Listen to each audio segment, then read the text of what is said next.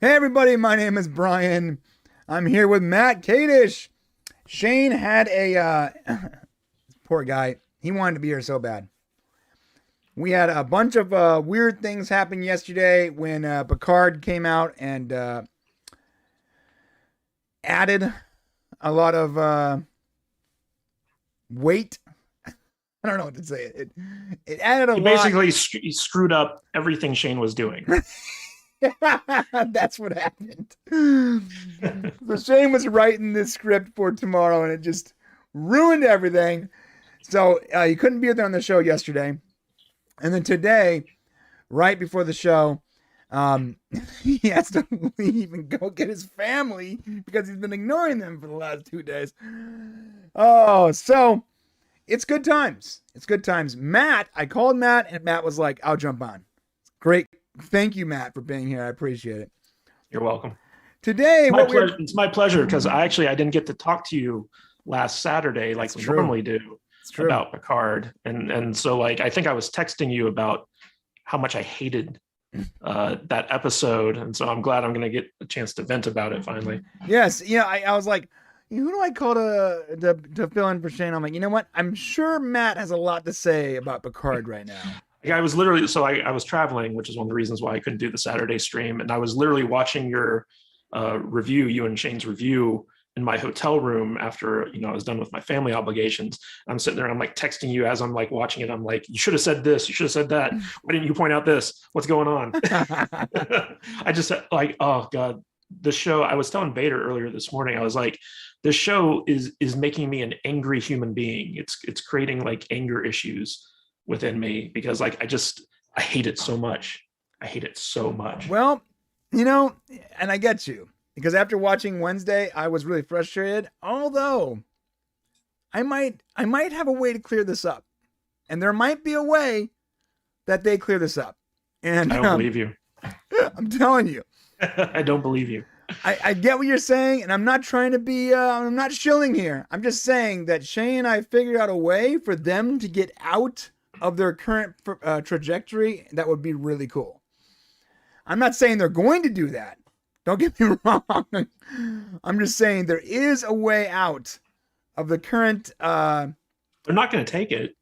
I don't know why you keep posing like solutions to these problems that these guys obviously create for themselves and have no way of getting out of.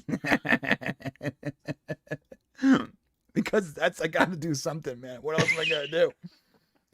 What else You do could I do? you could join the salty nerds and just bitch about it I can't. constantly. I can't do it, bro. I can't. I got to stay positive to some degree. Um. You don't need to be Okay. positive. No. I like being positive. It's a good place. It's a good place to live, bro. All right. Come to the dark side. We have cookies. Yeah, we have cookies. We have cookies. All right. Just 1 second here. Yeah. So we're gonna open up with Picard, but I'm trying to get my.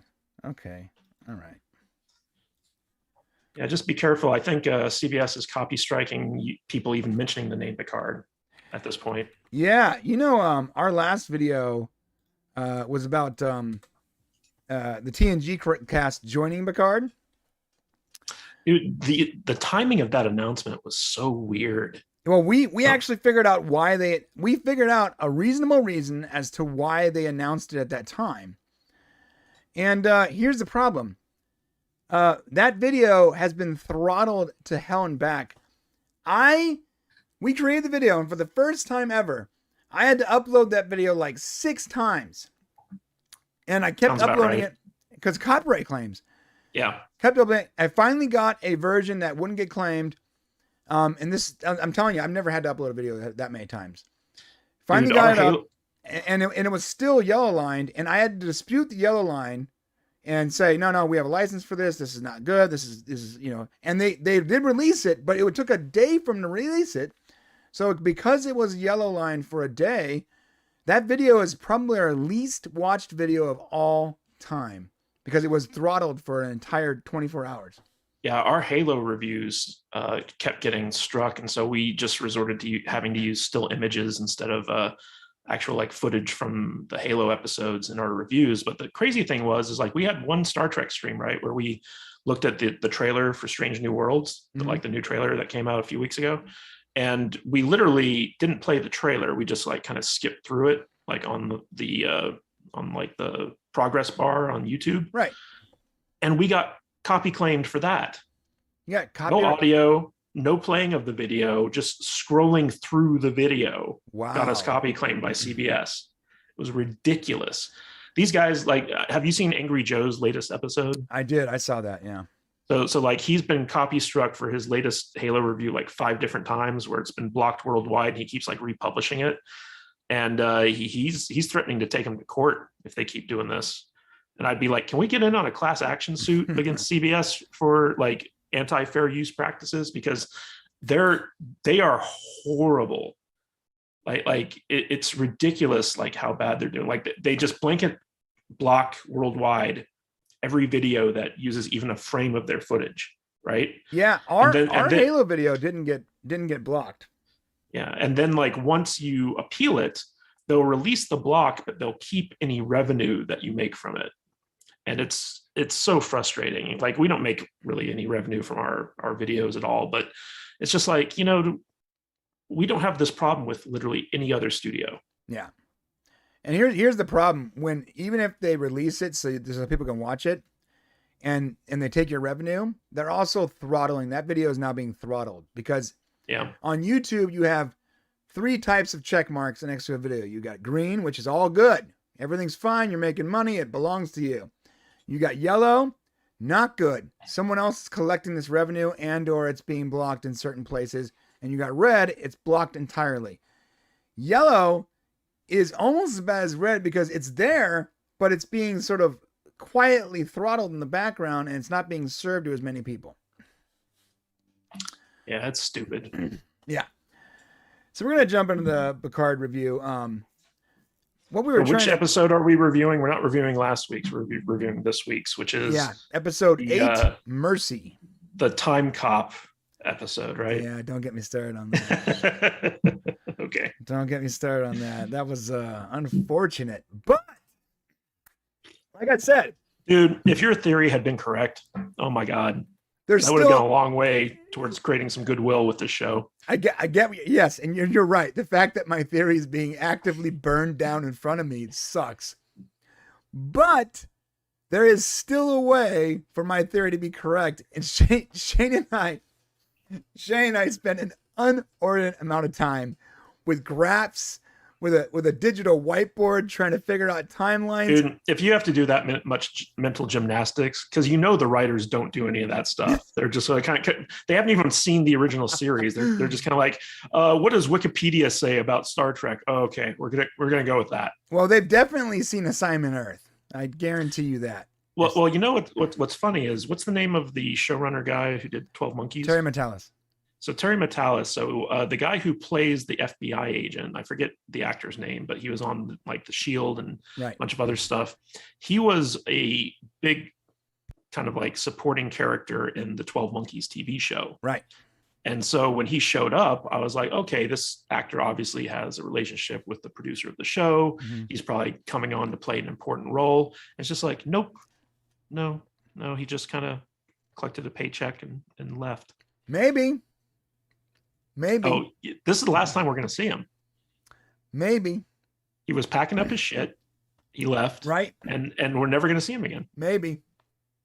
No, I'll bet you money. I would take that bet.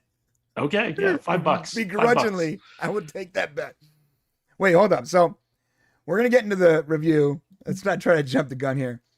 If you guys are coming here to check it out, you're seeing a familiar face, saying Matt Cadish, because Shane is swamped. He's in the weeds. But we're going to talk about Picard's Season 2, Episode 8. We're going to be talking about Zack Snyder's Rebel Moon, Ezra Miller, Fast and Furious 10, which I got a lot to say on that. Upload Season 3 just got announced, which is awesome. Ooh, good. I just finished Season 2. Oh, it's so good. Anson Mount with some interesting news about his fear involving Strange New Worlds.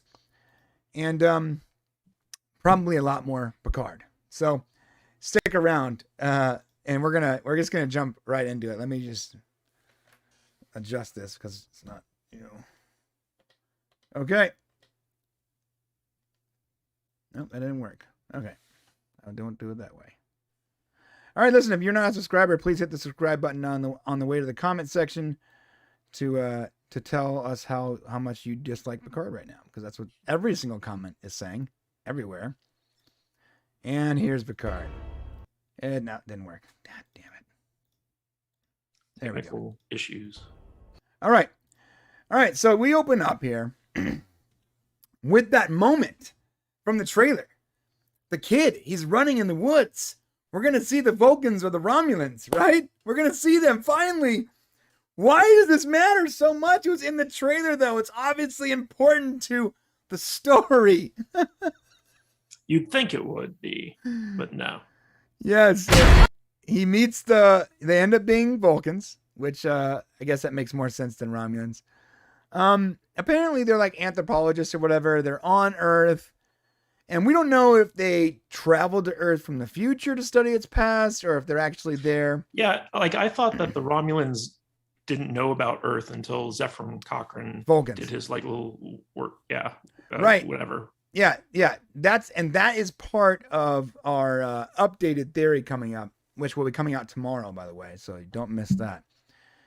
Yeah. Or did they just break continuity? Is it just like the writers were like, I don't know anything about Star Trek, so we're doing this. So either they broke continuity or the Vulcans knew about us but didn't want to communicate with us until we discovered warp travel, which is possible. Or these are Vulcans from another time. Was that guy Spock's uncle? I'm sure it's related to Spock somewhere. Or nephew or like whatever. And they've traveled to the past and they're studying us. And this kid in the early 90s, apparently, this kid's or late 80s, stumbles across the Vulcans in the woods and he mind melds with them. And that's what we know at this moment. Apparently the mind meld failed. So we're here. We're in the FBI storeroom. The cameras aren't working. No one knows they're there. No one knows they're there but the FBI agent. And they're being, he doesn't want to use the word interrogated. They're having a conversation. They're being interrogated. Interview. Right. Interview. It's a nicer word than interrogate. Right. You know, the entire time I was watching this, I was just like, I was waiting for him to be like, there are 4 lights. I was like, if Picard wasn't willing to break then, this guy has no chance. Right. I was actually expecting them to finally admit they're from the future, and then for him to break his cover and say he's from the time cops. Because of your theory, the entire time I was watching this episode, I was like, okay, when is he going to reveal who he truly is? Right. And when we get to the end of the episode, it's like, oh.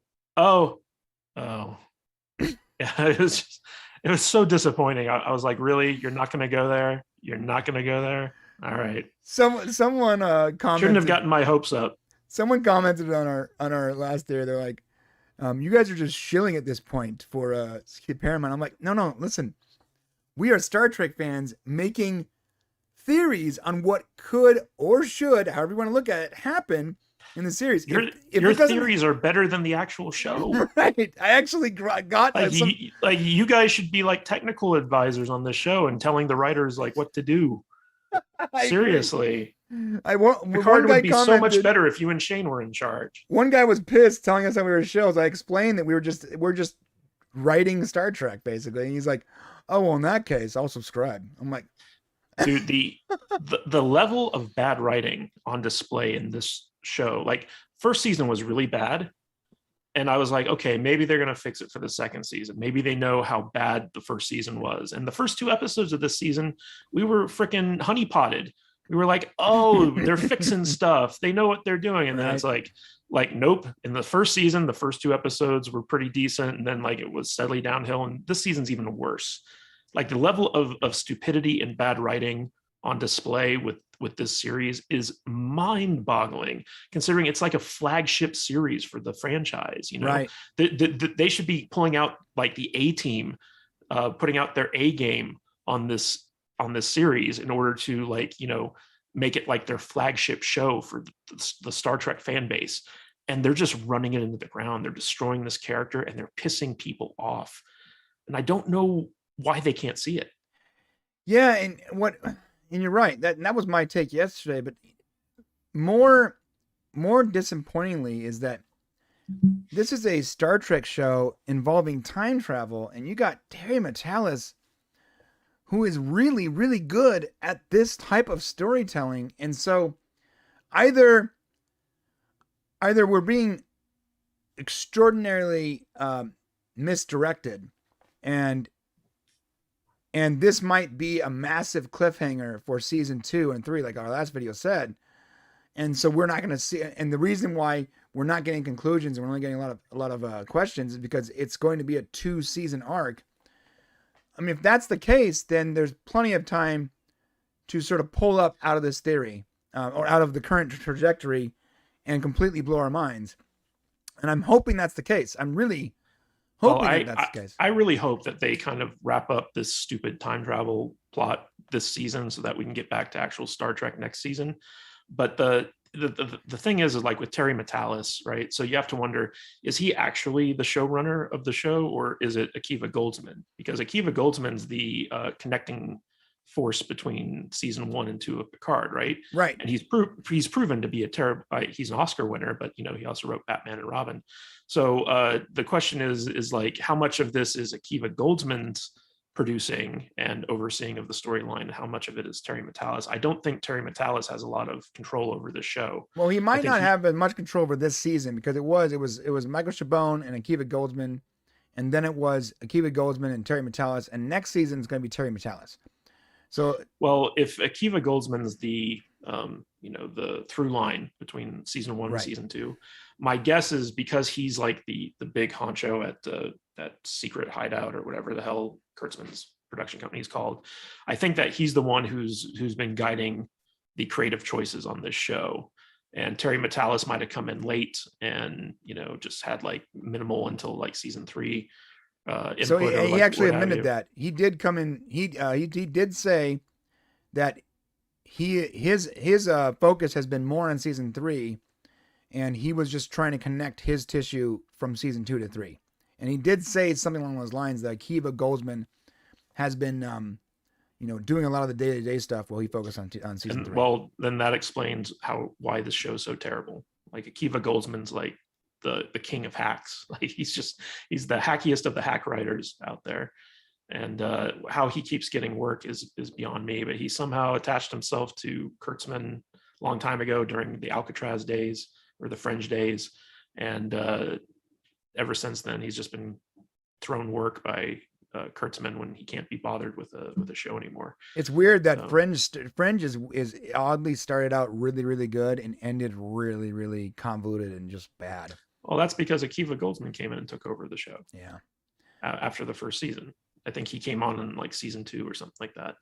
Also, Kurtzman, like he'll get a show going and then he'll like step away, much like how J.J. Abrams used to work. So like there's no continuity in artistic vision for a lot of these Kurtzman shows, where it's like he gets them going, he hands them off. I think Discovery had something like 6 or 7 different showrunners in its first couple seasons. Like it was crazy the amount of turnaround with that show.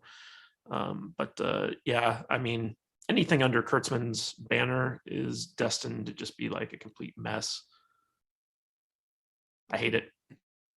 I was just letting you talk there for a minute. I was like, I'm just gonna let him. Yeah, I'm gonna let him get it out. Get it out. It's okay. I hate Kurtzman Trek. I hate the fact that Akiva Goldsman's the one in charge of this show, because I think if they actually had like a talented writer and producer doing it, it could be good.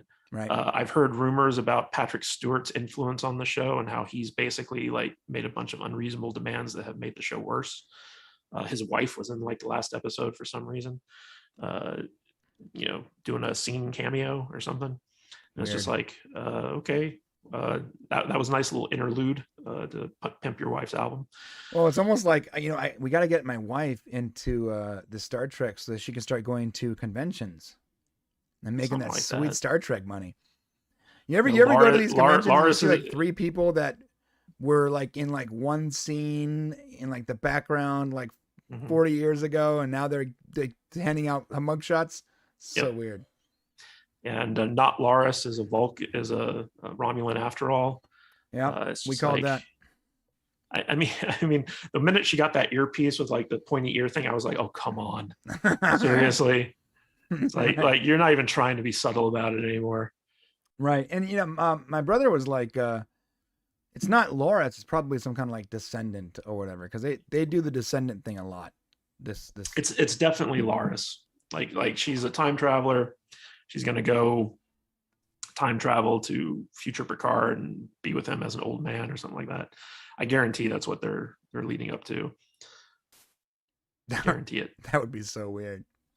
It'll be stupid. So like the way that you predict what's going to happen to Picard, you think of the stupidest thing possible, and that's what the writers came up with. All right. That's how you do it. Speaking of stupid, let's skip through all this, and I want to get to that scene where Girardi and here we go. Raffi and Seven are looking for Girardi, and they figure out. And just keep skipping. They figure out that she attacked some guy for his lithium-ion battery. Can we talk about this real quick? Oh my god. Do we have to talk about Raffi at all? I just really want to talk about this scene. So the thing that before you get to this, okay. So they're in front of the bar where Girardi broke the window because she needed the endorphins to keep control of the murder doctor. So they're in front of the bar and they're looking at their tricorder, and Seven's like, she's too far away for the tricorder to get a lock on her nano pheromones or like whatever the fuck they talk about. And then like halfway through the episode, they literally just turn the corner and she's right there pulling. I was like, she was a block away. Your tricorder couldn't find her. Like, seriously? Just sitting there eating battery acid. Yeah. Yeah. She's sitting there like just like pulling the batteries out of cars. But I was like, that was literally like a block down the street and to the right. Right. Like she was right there. Yeah. You're telling me that was too far away for your like 28th century whatever technology to pick up on her? No, see, yeah, let me tell you what happened there. The writers wrote that line, but then when they went to go shoot that line, they realized they only had the permit to shoot in that one area of Los Angeles. And so they just went around the corner. Because when you shoot in LA, you actually like take over like a portion of a street, and it costs a ton of money. Like it's so expensive to do. To move that location to another location in LA would cost a ridiculous amount of money for one scene. I just like that Murder Doctor Borg Queen was out all night, and she just went like a block down the road and started eating cars. There was like 4 or 5 cars that she ate, and it was just like, like she probably should have been a little bit further away by that point. But so this, I guess there were so many tasty cars there, she just couldn't pull herself. So many tasty batteries. Yeah. No, this scene actually drove me nuts because when they said she needs, she pulled the battery from his phone, and because she needs the heavy metals from the lithium ion battery to stabilize her nanites or whatever, right? Fine. And I said this yesterday, I'm going to say it again. They turn the corner, though, and she's eating the batteries from the cars. Completely different technology. I mean, so like different. Car batteries aren't lithium. They're not lithium. They're lead acid most of the time. And I said this yesterday, it's almost like it's the difference between like an optical CD and a vinyl record. Yeah, they do a similar function, and they look similar, but they're not the same thing. They're just called the same. They're audio, Well, also we should point out that so the way they explained the dude with the red beard that she killed, right? They said that she was making out with the dude, and she was trying to assimilate him to get that collective high, I guess you'd call it. Mm-hmm. And when it didn't work, she killed him, and then she took his phone battery. And it's just like the writers are just pulling shit out of their asses, especially like with Raffi and Seven, because they just don't know what to do with them. Right. And, like the fact that the murder doctor didn't kill Raffi, like when she had Raffi in her clutches, I was like, please kill her. Please kill Raffi. Please kill Raffi. That's I was doing the Jack Nicholson thing, like, yes. Yes. Yes. And then they wussed out. And it's crazy because, like, you know, this is like arguably the greatest threat to Earth at the current moment, with, you know, like the Borg Queen like walking around getting ready to like start assimilating people. And Raffi and Seven can't get back up on their feet and at least follow her from a distance so they can keep an eye on her. Like the entire thing where they were just laying in the alleyway and they were like, well, that sucked. Let's go talk about our relationship problems for a while. It's like, oh, come on, dude. Come on. At least, like, you know where she is. Contact Rios and have him, like, you know, teleport her away, or like, you know, hack a satellite and follow her or something techno battle-y. Yeah, the fact that they just like, oh, we lost her. Now let's talk about the fact that you emotionally manipulate people. You're like, what? What about that? Right, what about that flashback with Raffi and Elnor? Yeah, you know what I like to call that? I like to call it the waste of time scene. Too little, too late. Like that should have been something way earlier in the season. Did they shoot that scene and then didn't know where to put it? Like, because maybe that should have been a lot sooner. Maybe when he died, she should have flashed back to that, and then her reaction would have made a lot more sense. It's so weird. It was way out of order. Yeah, I mean, you want to bring an episode to a grinding halt? Let's do a Raffi flashback. Oh yeah, every time. Well, I mean, that was the same every thing time. With that. Wasn't a flashback, but that scene with Rios and his adopted family in the ship, and the hot immigrant doctor. Yeah, and she's speaking in like pure Spanish. I realized I was like, why can't I understand this? I'm like, oh God, I forgot there's subtitles. Okay. I got to do something. I got to call back to the previous episode. So remember how Rios basically just teleported the doctor and her kid to his ship. Right. And it's like, hey, I'm from the future. Check out my cool spaceship. And you know, the doctor and the kid are like, whoa, cool. Whoa, cool. Let me take my pants off right now. So at that point, right, like there was no reason for Rios to do that other than the fact that he had to go back to his ship and, you know, he had to leave, you know, like these people behind. How a competent writer or storyteller would have approached that was, okay, basically we get Picard back to the sickbay on the ship, but no one there is a doctor, so that they don't know how to treat him. So he has to go and get the only doctor he knows, which is the free clinic immigrant doctor lady. And the free clinic immigrant doctor lady doesn't want to go with him because she thinks that he's like a crazy person or whatever. Right. And so he's forced to teleport her to his ship in order to get her help and convince her that he's actually from the future. And so like he's forced into making that decision that could have ramifications for, you know, the timeline. And then the scene plays out the exact same way. And that's normally how you would set that up, right? Because in Star Trek 4, the marine biologist lady followed Kirk and discovered, you know, the cloaked Klingon ship on her own, right? And so once she did that, like the cat was out of the bag. But with this, it should have been a decision that Rios had to make in order to save Picard's life. And he prioritized Picard's life over the potential impact to the timeline, right? By bringing this 21st century doctor onto his 24th century starship.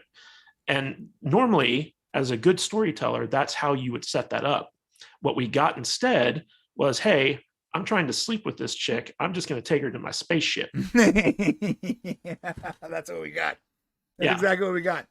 Yeah. Yeah. And it's weird. You're right. If they wrote it that way, there'd be no criticism here. But the way they did it was so backwards that most of the decisions didn't make a whole lot of sense. Like also, the decision to get her instead of the biobed. We criticized that. We had him on the biobed, been like, we need a real doctor. Then he goes and gets a doctor. It plays out the same exact way. Also, the thing that just killed me with the last episode and this episode, right? So Picard is in like basically a coma, right? He's at the free clinic. He's just been run over by a fucking car. Like the guy's 90 years old, right? Doesn't have a concussion, doesn't have broken bones. He, like, once Not Laris gets him out of that coma, he sits up, and he's like, okay, time to get back on mission. And then in this episode, he's got a bruise from the IV in his fucking hand, right? And not Time Cop notices it. And and Picard's like, well, I'm only human. I'm like, but you didn't break any bones, you didn't get any kind of concussion. Like, you're 90 years old. That hit from the car should have literally crippled you for life. Right. It's like there's no continuity. Matt, space medicine storytelling here. He got the space medicine. There wasn't any space medicine though. Yeah, remember the space. They were at the free clinic. But he had the hyperthermal needle thing transported to him. That's how she first saw it. Remember? But the thing is like that was for his brainwaves or whatever. So like at no point did they kind of explain like what possible injuries Picard could have suffered. And also his coma, his mind prison thing wasn't even from like the freaking injury. Like, it just came out of nowhere. Like I could spend 3 hours talking to you about his like fucking mind prison from the last episode. Okay. I know. No joke, but I don't want to take away from this one. It was such a waste of time. Okay. So they're back on the ship, and this is 10 minutes that I can never get back in my life. I didn't need to know any of this information. None of it was important. And this is what drove me nuts, because at this moment I was realizing, oh my God, there's only like 2 hours left of Picard season 2. At this moment in time, there's 2 hours left of this series, and I'm being forced to watch these completely waste of time scenes that have no bearing on the story or the characters at all. And there's only 2 hours left. There is a cumulative 2 hours left in the entire series. And I'm sitting here watching this in Spanish. So while we're talking about Rios, there's a scene where the not Time Cop guy comes in and starts reading the quote that the ICE officer took from Rios when Rios started telling him about like, you know, the future and all that stuff. And I'm sitting there watching this, and I'm like, okay, so first of all, this is like the day after they sprung Rios from the immigration bus, right? It's like a day later.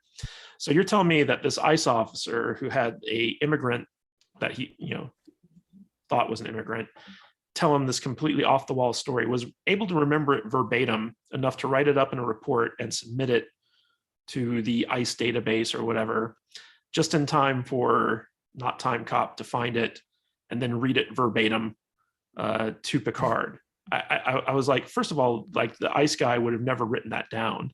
And second of all, even if he did, he wouldn't have remembered it in that much detail. He'd have been like, the guy claimed that he was like, you know, from outer space or something like that. Yeah. But no, like it was the exact dialogue that Rios said. And I was like, come on, dude. Really? You know what though? You know what we got out of that scene? We got the comm badge back. Which that makes me wonder, like, how was Rios able to teleport back to the La Reina without his comm badge? Maybe just locked onto him? Well, how did they lock onto him without the comm badge? I don't think you always need the comm badge to lock onto someone's biosignature. So remember that Rafi and Seven tracked down Rios's comm badge to the free clinic. So at that point, they probably should have taken the comm badge with them, since it was like yes, future you're tech. right. They should have. But they left it there, right?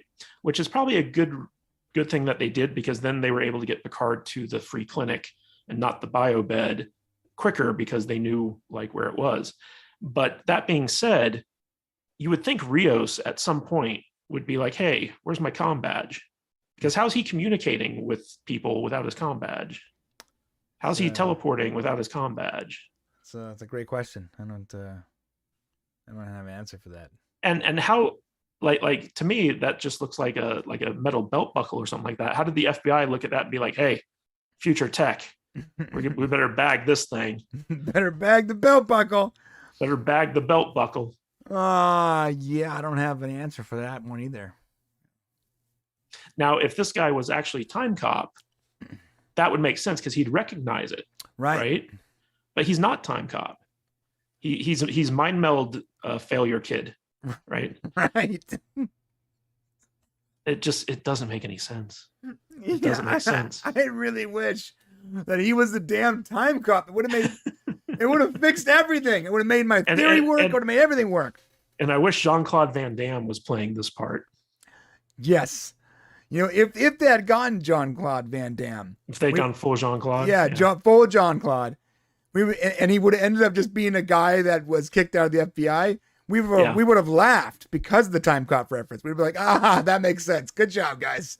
Now explain this to me. So like at the end of this episode, the guy has like his desk packed up and like, you know, the cardboard box thing. And he's like, you know, they fired me for, you know, pushing an alien invasion narrative. Right. Right. But how did he get the support to begin with? You know, because he's got a SWAT team in the previous episode that takes Picard and Guinan into custody, right? Mm-hmm. Then he's got like freaking, you know, other FBI agents who bring Q into Guinan's interrogation room, and all Q has is his like little FBI jacket. You know, he doesn't have his powers, so it's not like he can conjure that up and have like a FBI ID or anything like that. He just walked up to some guy and said, "Give me your jacket." Yeah, or just stole someone's jacket and he's like, "I'm an FBI agent. Let me in to see this prisoner that you're interrogating." This off the books prisoner. Exactly, like in fucking FBI black site. You know, and the thing that, and this is a small nitpicky thing, and it's just me, but like, so you need to have someone out there to hit the buzzer to unlock the doors from the outside. Because every time they're getting ready to leave one of these interrogation rooms, even though they're just like a basement, you hear this buzzer and then like the door unlocks and they're able to leave. But there's no one there. It's just kind of like, you know, they should just have them like open the door and then like lock it from like the outside or something, or have like a guard station there or something. As it stands, I'm like, where's the guy who's in charge of unlocking this door, and how does he know when people are about to leave? Yeah, the camera's off, so he's like, is he just opening the door for anyone that walks up to the door? But he did it for Guinan's cell too. It was like both of those interrogation rooms had like special buzzer locks from the outside, and it's just like those were storage closets. They're not actual interrogation rooms. So why did they have that? Right. Yeah, doesn't make a whole lot of sense. Nothing in the show makes sense, Brian. I can't. Nothing in the show from episode 1 onward. Nothing fucking makes sense. I've been trying for. And look at him with his FBI shirt. Yeah. And so wearing a shirt that says FBI. FBI, yeah. So I got to ask you, because I'm not as big of into the Star Trek lore as you are, but so when Guinan made like her weird ghost appearance to Picard, where she like kind of like flashed into existence and told him like about the trauma that not Time Cop suffered. Is that like something that her race can do, or that Guinan in particular can do? Because I didn't know that she had that ability. No, the answer is no. So first of all, what race does Guinan belong to again? The Elorians. So the Elorians. So what exactly are the Elorians' powers? Like what are they as a species able to do? I know that they have no powers. Time sickness. They just live longer than everyone else. So they live longer, but they like can Vulcan. choose to change how they look, because apparently they can choose. Whoopi got fat. Yeah. So this is what happened. For decades, we just assumed that they were just a long-living species, and we theorized that perhaps they were sensitive to the space-time continuum, and they can, which is why they get time sickness, and they can recognize, you know, that something's not right or time changes. And maybe that's why Q didn't like them, because maybe on the evolutionary scale, they're on their way to becoming Q. That was our theory. Now with Picard season 2, they live long, they can shapeshift, they have, they can read minds, apparently. They can astral project themselves, right? Yeah. They also have apparently all Elorians have like this special bottle that you can use to summon a Q. So are or they just she has that bottle apparently. I don't know. So are Elorians genetically predisposed to be great bartenders? Yeah. Are they like a race of bartenders? Shane hated that so much. He was like, why did they pick out this one thing about Guinan and make the entire series, their entire character, that she's a bartender? Like, why is there a street called Forward 400 years in the past? I know, we talked about this before. That was just I think that was an Easter egg that they Probably shouldn't have. Well, I given mean, us. it made sense when Picard first went to go visit Yes. Guinan, because Yes. it's like, oh, she found Ford Avenue and she opened up a bar in the 10th building or like whatever. It's like, Right. okay, I get that, but the idea that she was in the same place like 400 years before, which had the same 10 and then forward coincidentally, name. she ends up in the section of the ship called 10 Forward, which is, by the way, it's not. She didn't name it. Just, I'm sure the writers don't know this. Yeah. They're not Navy people. The ship, it's not like Guinan took over the bar and named it 10 Forward in TNG. She simply is tending bar in a section of the ship called 10 Forward. The coincidences. Yeah, it was midship forward, deck 10, right? Right. So the other thing that got me, and this was the last episode thing. So after Picard comes out of his mind prison and miraculously has no broken bones or anything like that, but he does have the bruise from the IV. He goes to 10 Forward and Guinan's there, and she's like, yeah, you're lucky I decided to stick around for a few more days instead of leaving like I had originally planned. And it's just like, oh my God, dude, really? Right. Oh my God. Because she was all packed up. She was in her car. And then when she took her to Not Laris, they were like, go fuck off. And she's like, okay, I'm out of here. And now in this episode, she just magically decided to stick around in case they needed her again because she was so keen to help the first time. It's just like, oh God, why? Yeah, it was. Why not just involve her from the get-go? Just have like Not Laris be like Guinan, I'm not letting you off the hook until I know who this guy is, and like so like she comes along for like the adventure or like whatever. Yeah. Instead, she just pops up and she's like, oh, it's a good thing I didn't leave. It's weird also how much hate that she has for Guinan. Yeah, like they haven't explained that. Yeah, she has like this intense amount of hate for Guinan, and you're like, why?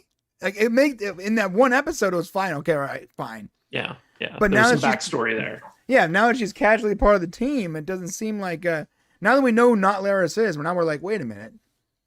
What is Yeah, and also the convenience of having like the magic bottle of Q continuum jizz or something like that they can drink and summon them. I was like, oh my God, plot convenience. Like, couldn't there have been a bit smarter way to go about doing that? Like, couldn't she have done her thing and be like, Q, come to me or something? I don't know. Yeah, the fact that she has the magic bottle and it's a bottle because she's a bartender, it's so maddening. I hate the fact that they've made her entire existence around her being a bartender. It's like they watch TNG and they're like, okay, well, she's a bartender in 10 Forward, so we're going to make her a really good bartender, and she's going to have a bar in the past and in the future and all the time she's at called 10 Forward. You're like, and no one said, hey guys, that's not the name of the bar. That's section of the ship. And she's not a bartender her whole life. That's just a job she's doing for a couple of years aboard the ship. I will tell you this. I did appreciate that in this episode and the last episode that Guinan didn't go off on a diatribe about how racist everything is.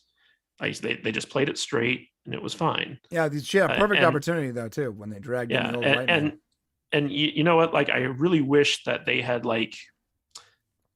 just kind of incorporated the character a little bit better, because I like the new actress. Like, I think she's way better than Whoopi Goldberg. She is, yeah, of course. So, yeah, I agree. Yeah, I like the new actress. I don't like what they're doing with the Guinan characters. It feels like someone's writing a Guinan character that doesn't understand Guinan, and they're basing everything on the limited amount of time she spent on board the Enterprise. Yeah, and they're just like giving her new powers as the plot needs it to happen. Right. Yeah, that's really convenient too. Yeah, it's like, oh, I didn't know Guinan could do that. I guess she can. She never does it again, but okay. Yeah, she doesn't do it again in like 500 years, but okay. Yeah. So also, we skipped over this, but Q gave the real cure to Korra. You mean not Soji? Not Soji, right? Not Doge. Well, Soji is not Doge, so it's not Doge, not Soji, now Korra. You mean not Dogecoin? Not Doge Soji. Yeah, so he gave the Dojoji. real cure, and it was labeled freedom. It was labeled real cure. Right. Real cure. With like a little item number that they put when they're staging the props. It's like one of those 4-hour energy drinks. Just like, right. So she takes it. She gets mad at Adam soon. She's like, F you, Dad. I hate you. You suck. You never loved me. She takes the cure and she walks outside. Apparently she's fine. Apparently it works. So what is Q's motivation? Matt, you tell me. What is Q's motivation behind his meddling with Adam Soon and Korra? So I think that Q knows that Soon is a key catalyst to changing the timeline. And I think that the whole Renee Picard thing was just a red herring, right? In order to misdirect Picard so that Q had time to manipulate Soon. Right. And her going on the mission or not means nothing. Yeah, I think everything that's been happening is according to Q's plan. Right. And this is the first episode where Picard kind of like sat down and was like, okay, we need to get ahead of Q. We need to figure out what's going on with him and start playing offense. And I think that, Q always meant for Picard to go to the alternate timeline and rescue the Borg Queen and bring her back, because the Borg Queen needs to, have Soon do his thing to change the timeline or like whatever. That's my theory. Honestly, like the show's so stupid. I don't think that there was a plan that was thought out beforehand. Matt, we have a theory that's going to be launching tomorrow. Okay. This is not just a plug for my other channel, but I'm telling you right now, we have a theory that's launching tomorrow that will explain all of this and allow the story to go to a really good place, given what we know now, right? With everything that's going on. We Brian, think we've figured out a way. You're smarter than all the writers on this show. I'm not going to debate that. You're a better writer than all the writers on this show. Shane's a better writer, yes. So the idea that you're even partly correct in what's going to happen is like next to nothing. But when you watch the video, and I hope you do, okay, I want you to tell me on tomorrow's show if our theory A is possible, B would save the series. I'm sure it would. I'm just saying that there's no way in hell it's going to be correct. Because the writers and producers of the show are idiots. They don't think things through. Like, you guys put more thought into your theory episodes than these guys put into the actual episodes. I think you might be right. I know I'm right. Shane and I had spent like 3 hours looking at the different types of shields and realizing how similar the shields are in one. This is the Alex Kurtzman secret hideout writer's room. Okay. You guys are like up here and they're like way down here. They don't think this stuff through, man. They just look at they look at the Star Trek wiki and they're like, okay, like let's use this. And that's the extent of their research. Yeah, I would pay money to see what their Google search history is. Someone search for lithium ion batteries. Yeah, most of it's probably just hentai porn. Yeah, well, I'm actually convinced that there were 2 writers that wrote that scene, because they wrote like the lithium ion scene, but then someone, on set like 2 months later was like, oh man, it would be cool because she's into batteries, right? What if she's like eating the car batteries, and no one corrected them to explain that these aren't remotely the same things and have zero connection? No, like here's the thought process. I'll tell you the exact thought process that went through this. So they come up with the lithium battery thing, right? And they Wikipedia it, and they're like, okay, here's how lithium batteries work. Right. And then they're like, okay, what other stuff has batteries? I know cars have batteries, and they just assume that all batteries work the same. Right. And so like that's what they went with without doing any further research. Right. I guarantee you that's what happened. And nobody bothered to fact check them on it. Nobody ever bothered doing any quality control. Batteries are batteries, right? All batteries work alike, man. Yeah. Your car battery is just like the battery in your cell phone. Yeah. Car battery is a couple hundred years old, but in the lithium-ion battery was invented in, it's okay. Yeah. They all drive Teslas at Kurtzman's secret hideout. So they're just like, oh, it must work just like a Tesla battery. Right. Because I do think Teslas have like the lithium batteries or like whatever. Yeah, they use lithium tech. Yeah, but like a regular car, no. No, a regular car does not. Especially not the and you know what, Brian? She was literally eating the acid out of the lead acid battery. Yeah, Brian, this isn't even like a Star Trek nerd talking about like how like the turbo lifts on the Enterprise work. Like this isn't like us debating like fictional science technology. This is like you could literally go to your local Pep Boys and be like, hey, how do batteries work? You know? Yeah. And the guy with a speech impediment and 3 missing fingers would be like, well, let me walk you through it, man. Yeah. Yeah. You can tell no one in the Kurtzman writer's room does any of their own car maintenance. They're like, when a light comes on, I take it to the dealership. They handle it for me. Yeah. They give me another car that looks like mine. And then I come back and get that one later. Yeah, they've never been to a Pep Boys. Yeah. I just Uber everywhere, man. I don't know how cars work. Oh God. So she makes a note of telling Soon that she took the vial. Yeah. I'm sorry, back to this, but like, oh God, why? we have to get through this. I'm gonna skip past all this point. All right, that stupid flashback. Oh God, too much. Oh yeah, this moment when she's getting like a bloody nose because she's astral projecting. Yeah. Oh, it's so dumb. I hate it so much. Can we talk about the flashback to not Time Cop as a kid? Yes, that's what I was trying to get to. like that. That's the framing device for the whole episode, right? Like that's what we start off with, and then that's what pays off in the quote unquote climax of this episode. And you know, like you and Shane made an interesting point in the last review that you did about how this season of Star Trek is all about mental health. Right. Like that's the theme is like the trauma that we carry with us and the mental health issues that we experience and stuff like that.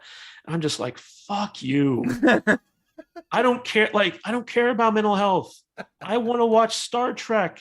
Like, if you want to have one episode that like a very special episode of Star Trek Picard where they deal with like mental health issues, okay, fine. But don't make the whole fucking series about like mental health and past trauma and stuff like that. I want a science fiction adventure exploration show. I want a Star Trek show. I want stuff that like challenges me and creates like interesting storylines that tackle interesting subjects and characters I love and cool science fiction technology. Right. I don't want to hear about a kid who saw aliens when he was younger and was traumatized into becoming Spooky Mulder when he was like in his 60s and working for the FBI. Right. But now I don't if care this about is the descendant of the Time Cop, maybe this is also why his descendants really into time travel. Dude, no one in the secret hideout writer's room for this show knows the Voyager episode you're talking about. None of them watched Voyager. None of them freaking, did any research for this stuff. This guy didn't come on set and be like, it. So I'm not playing the same character? No? Oh, okay. Well, he probably came on set and they're like, wait, you were on Star Trek before? Okay.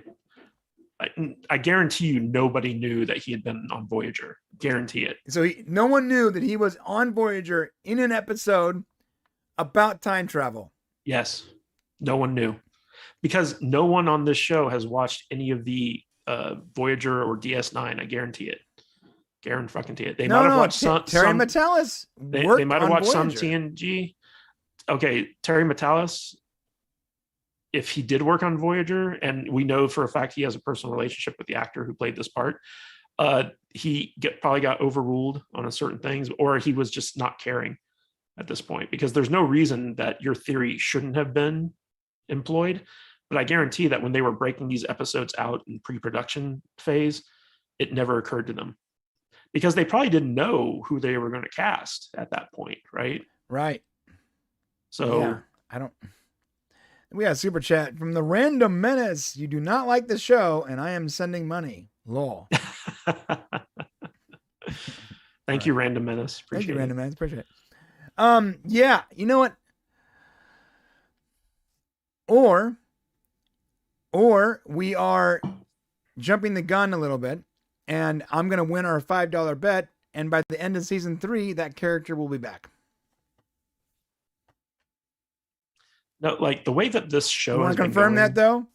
$5 bet. This yeah, character comes back. I'll confirm the $5 bet, but I guarantee you I'm going to win. But by the end of season 3, we will see him again. No. Okay. We won't see him again. This is the last time. So that's the bet. Everyone, that's the bet. I bet $5 we will see that character before the end of season 3. Matt is saying this is the last time we'll see him. Well, I mean, like, look at the last couple episodes, like episodes 3 through 8, right? Every single episode has been like side quests, stuff that starts at the beginning of the episode and is pretty much wrapped up by the end and has no carry through over the course of the season. And so, like, you know, in the last episode, we had Picard's mind prison. That got resolved that episode. And it's just like, okay, to the next thing. And now we had the FBI show up. And now that the FBI has been solved, we're on to the next thing. And none of this stuff carries over. The immigration shit didn't carry over. The Ocean's 11 party shit didn't carry over.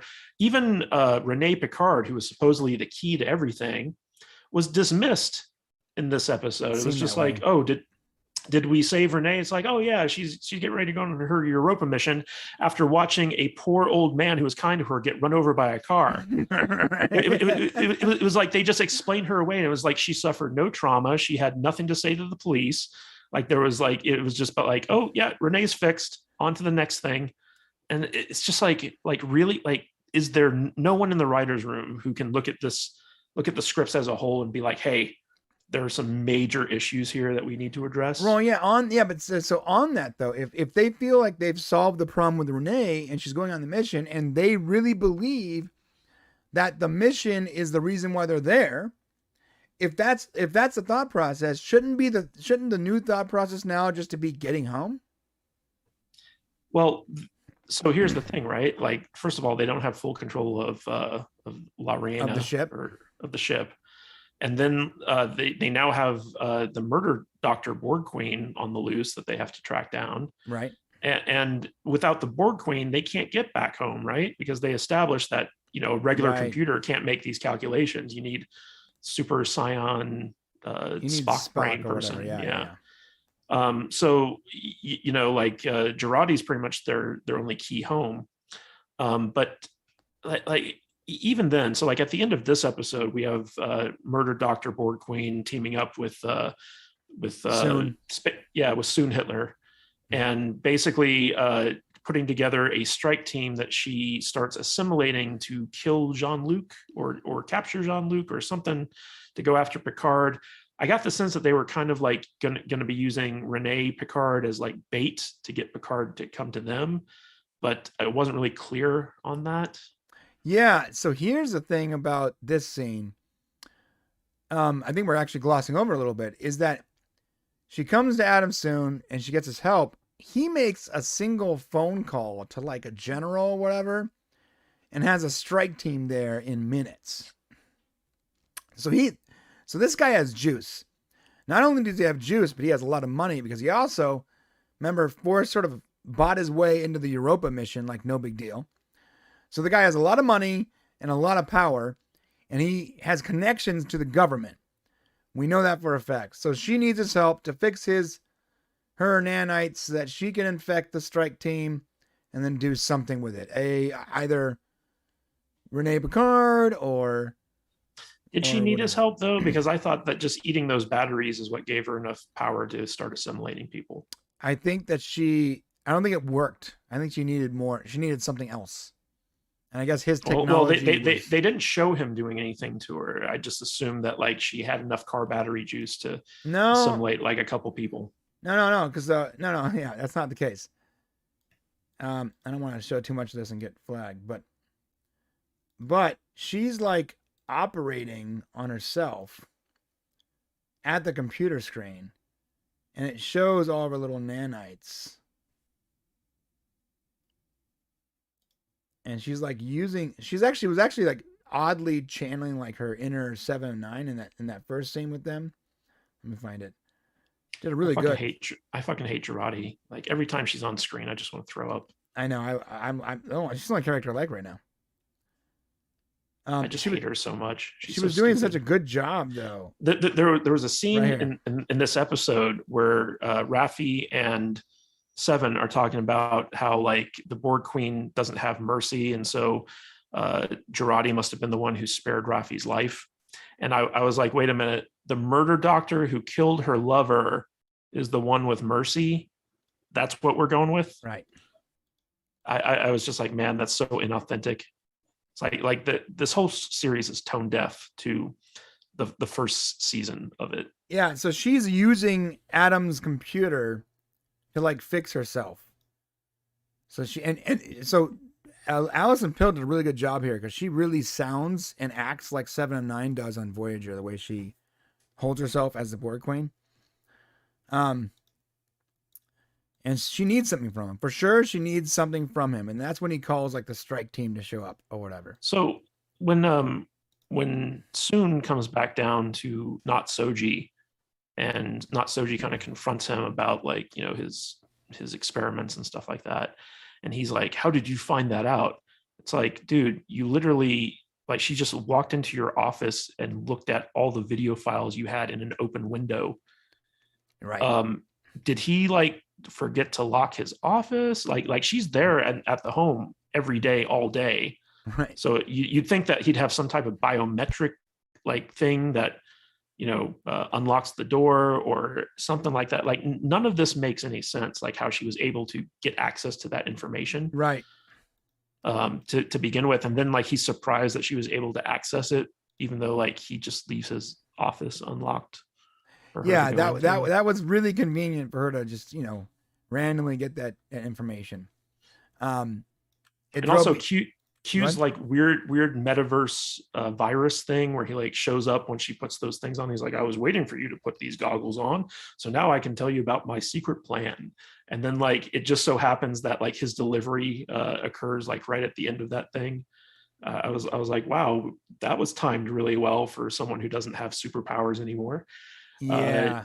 It was so weird, man. He was like, yeah, it was like a computer virus. It wasn't him. It was like a version of him. It was like a VR metaverse version of Q. And apparently, like the computer triggered the delivery, but it also happened like instantaneously. Apparently. Yeah. Yeah, it was really convenient. You're right. I have no answer for that. That was ultra convenient. So, what do you think about the explanation for Q dying? Because he's basically he's sick, he's dying.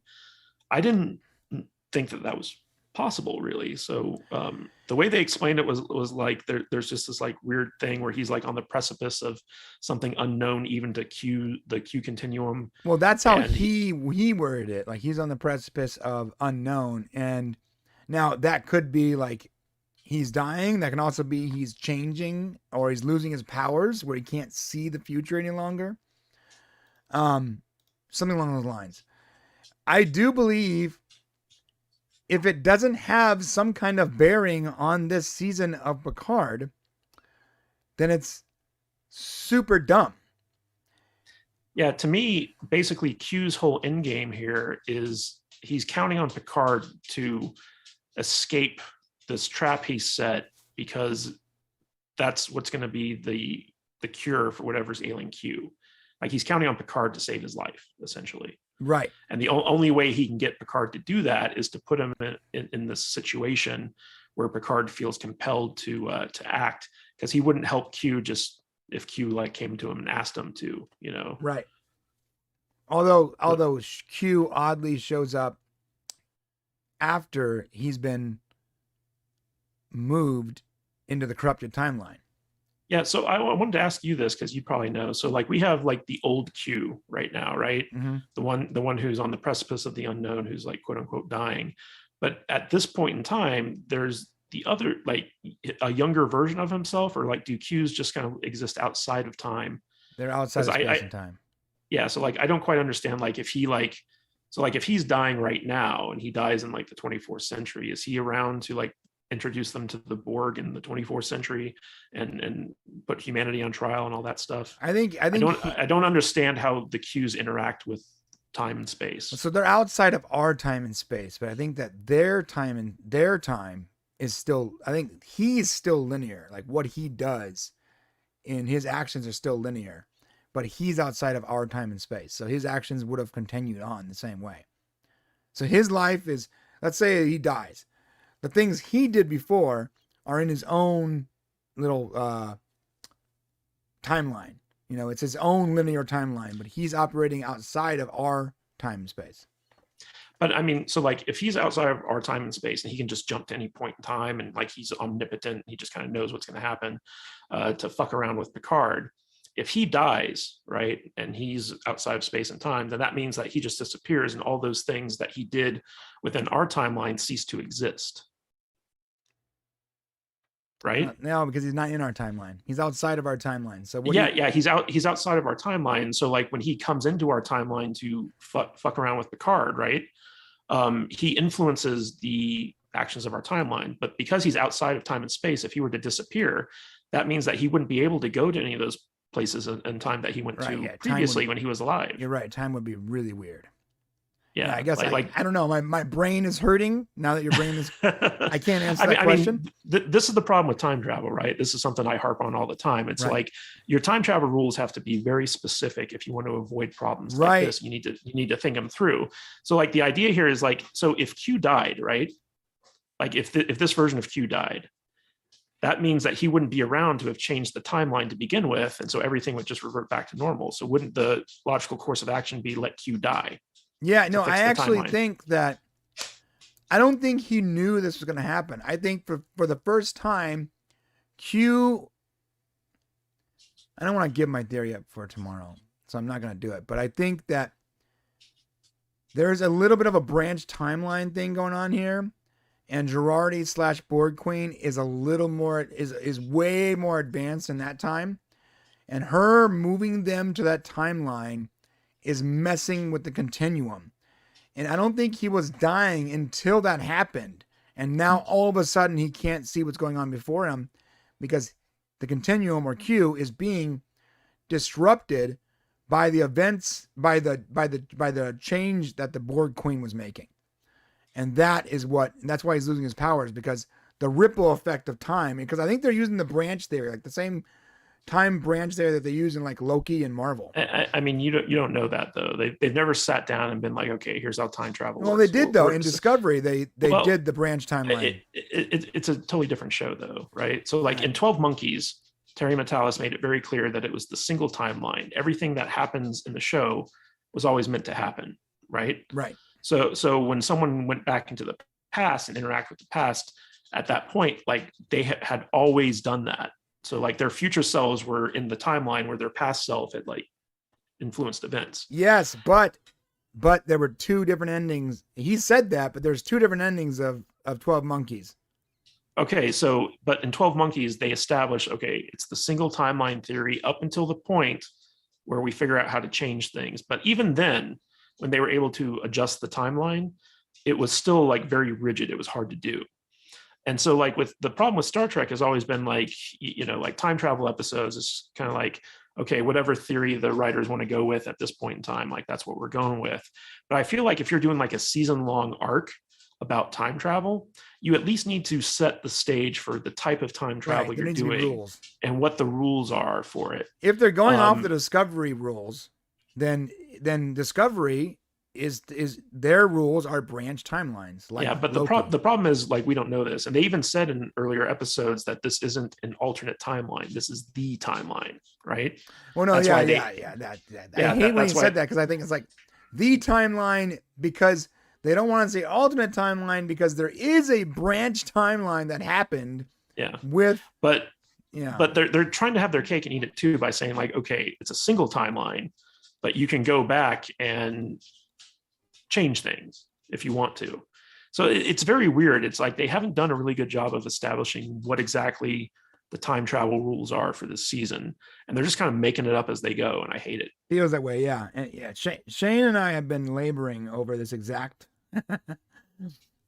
conversation because one of us thinks it's this way, the other one thinks it's this way, but if you look at their history with Loki and what they've and the way they've sort of thought things through, it can totally be but the thing is like you're both wrong, just like I'm wrong, right because it's whatever they want it to be at that moment. It's whatever they want it to be, but also like until they firmly say it in the show, it's like Schrodinger's cat, right? Like it can be anything. So it doesn't matter what anyone's theory is. It's just like whatever the writers want it to be. And that's part of the problem. Picard is the cat. Yeah, exactly. But I mean, like that's the problem with the show is like nobody bothered to think anything through. Right. It's maddening. Yeah, I get what you're saying. I'm still gonna try to make sense of it because I believe, and I'm telling you guys, watch the video tomorrow. I believe that there is a way.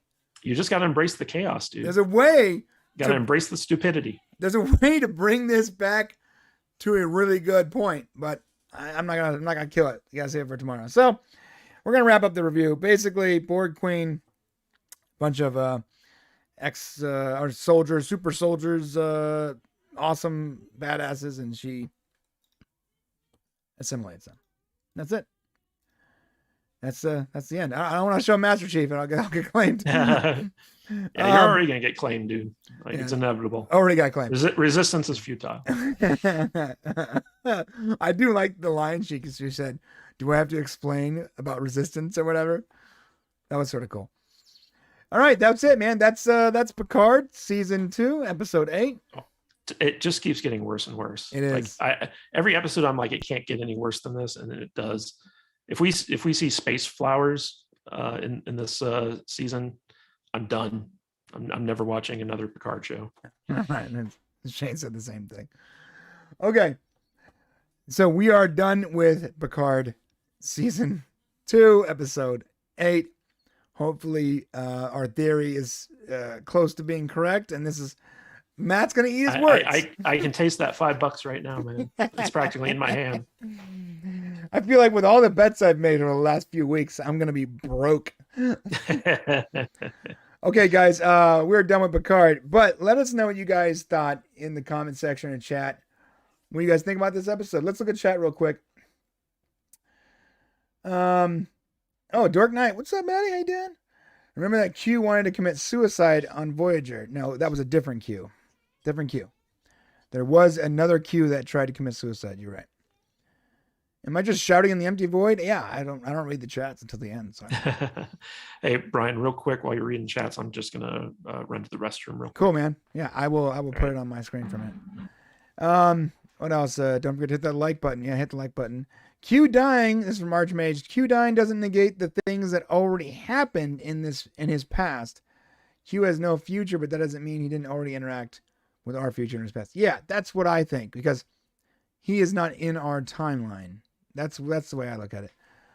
Salty said, "Oh, was that great or what?" I don't think he's being sarcastic. Oh, Matthew, you're so wrong. Who else? Oh yeah. So Salty Trekker disagrees with Matt. Interesting. Okay, tomorrow's show's gonna be fun. All right. Yeah, they did get the badge. Or Picard dropped the badge intended for it. I don't know where the badge came from. The whole timeline of the badge is just confusing. All right. Yeah. So here's the deal. Before we get to the next story, I do believe that there is a path back to something that resembles good Star Trek, and you're just gonna have to check out the video we put out tomorrow, because I do believe that there is a possibility that if our theory is remotely correct, we could get back. There is still a paradox, but we could get back. But that said, we're going to leave Picard for now, and we're going to jump into some different news. All right. Hey, I want to look at, you back, Matt? Yep. I'm going to look at the Rebel Moon. You guys hear about this new... You mean Seven Samurai in Space? Yeah, I heard about that. Okay, all right. I'm sure. So you apparently have a lot to say about this. I'm not a Zack Snyder fan. And I recognize that. I find his stuff incredibly derivative. Like he puts pretty pictures on the screen, but like his stories are a mess always. So I have no faith in this movie. I think it's going to be terrible. No, It's going to look good, but it's going to be stupid. It's basically the Seven Samurai. okay, And he's just making it in space. yeah, okay, but Zack Snyder making a science fiction movie is awesome. Is it though? Yes. What are you talking Why? about? Okay, Why is it awesome? first off, we have so little good science fiction being made nowadays. And Well, he's not going to make good science fiction. He's going to make pretty science fiction. okay, It's not going to be good. okay, we have so few any science fiction. To be fair, that's That's real. not true. Oh, no, hold up. There's a lot of science fiction movies that have been coming out or shows coming out that are based in space or whatever, but they're not actual science fiction anything. They're just based. So they're in the category of science fiction, but they're a love story or whatever. You know what I mean?